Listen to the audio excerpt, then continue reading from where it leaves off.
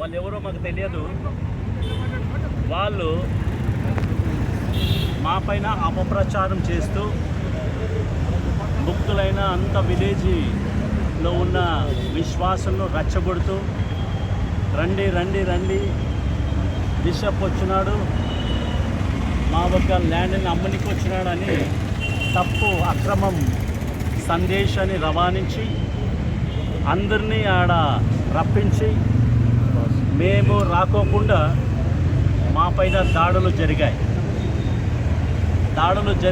మమ్మల్ని కొట్టారు. పాస్టర్లందరూ కొట్టిన తర్వాత కూడా మేము పోలీస్ స్టేషన్కి వెళ్ళి జైరాబాద్లో మేము దాఖలు చేసిన ఒక సన్నివేశం ఉంటుంది.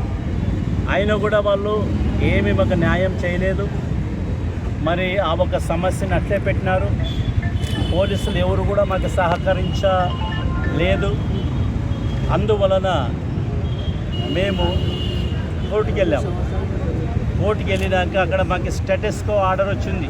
అంటే పిటిషనర్ మేము, స్టేటస్ కో ఆర్డర్ మాకు వచ్చింటే వాళ్ళు ఎవరో తెలియని వ్యక్తులు మాకు వచ్చిందని మమ్మల్ని రానియకుండా మిస్ఇంటర్ప్రిటేషన్ చేస్తూ పోలీసులు కూడా తప్పుదారిలో నడిపిస్తున్న ఒక సన్నివేశం.